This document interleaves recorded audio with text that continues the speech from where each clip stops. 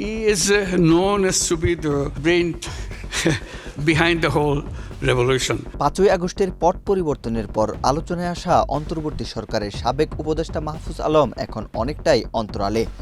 তিনি কোনো রাজনৈতিক দলে আনুষ্ঠানিকভাবে যোগ দিয়েছেন কিনা তা নিয়ে রাজনৈতিক অঙ্গনে নতুন করে আলোচনা শুরু হয়েছে। জুলাই আন্দোলনের মাস্টারমাইন্ড খ্যাত সাবেক এই উপদেষ্টা জাতীয় নাগরিক পার্টি এনসিপিতে যোগ দিচ্ছেন কিনা সে নিয়েও গুঞ্জন উঠেছে। এই স্বৈরাচারী রেজিমকে ইন্টেলেকচুয়ালি পরাজিত করা।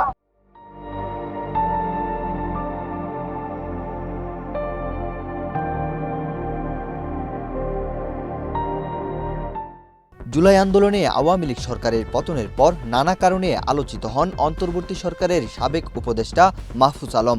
সরকারে থাকলেও দেশের সমসাময়িক বিষয়ে নিজের মন্তব্য সবসময় প্রকাশ করতেন তিনি। সামাজিক যোগাযোগ মাধ্যমে নানা সময়ে তার বিস্ফোরক স্ট্যাটাসে উত্তপ্ত হয়ে উঠত রাজনৈতিক অঙ্গন। ঢাকা বিশ্ববিদ্যালয়ে পড়াকালীন জুলাই আন্দোলন থেকে তার উত্থান হয়। তখন তিনি ছিলেন বৈষম্য বিরোধী ছাত্র আন্দোলনের লিয়াজু কমিটির অন্যতম সদস্য। প্রধান উপদেষ্টা সহ অনেকে তাকে ছাত্র আন্দোলনের মাস্টারমাইন্ড বলে অভিহিত করতেন।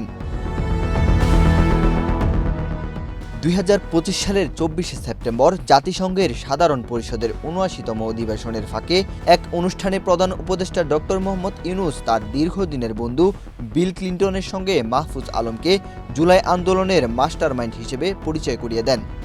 সে সময় ডক্টর ইউনূস বলেছিলেন, গণঅভ্যুত্থানের পেছনের কারিগর মাহফুজ আলম।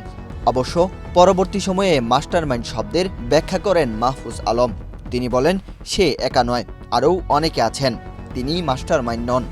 আমাদের আন্দোলনের নেতৃত্ব নাহিদ, আসিফ, জাকের। অন্তর্বর্তী সরকারে মাহফুজ আলম প্রথমে প্রধান উপদেষ্টার বিশেষ সহকারী এবং পরে তথ্য ও সম্প্রচার উপদেষ্টা হিসেবে দায়িত্ব পালন করেন।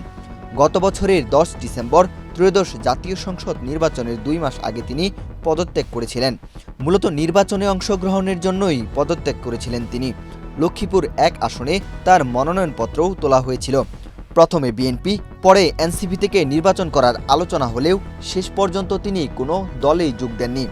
নিজের ভেরিফাইড ফেসবুকে তিনি লিখেছিলেন, আদর্শিক কারণেই কোনো দল বা জোটের অংশ হয়ে নির্বাচনে যাননি তিনি। নির্বাচনের পর মাহফুজ আলম অল্টারনেটিভস নামে একটি নতুন রাজনৈতিক প্ল্যাটফর্ম গঠন করেন। গত 6 মার্চ 17 সদস্যের জাতীয় সাংগঠনিক কমিটি ঘোষণা করা হয়। এনসিপি ছেড়ে আসা অনেকেই এই দলে রয়েছেন। তবে 2-1টি অনুষ্ঠানের বাইরে সংগঠনটির তেমন কোনো কার্যক্রম চোখে পড়ছে না।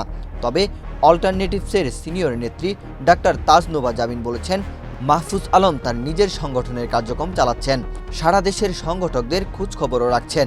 তিনি অবশ্যই রাজনীতিতে সক্রিয় হবেন।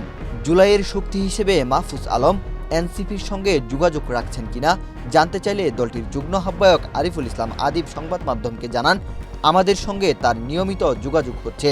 শুনেছি তিনি তার রাজনৈতিক প্ল্যাটফর্মের কার্যক্রম চালাচ্ছেন, তবে এখনোই এনসিপির সঙ্গে কাজ করবেন কিনা তা বলতে পারছি না।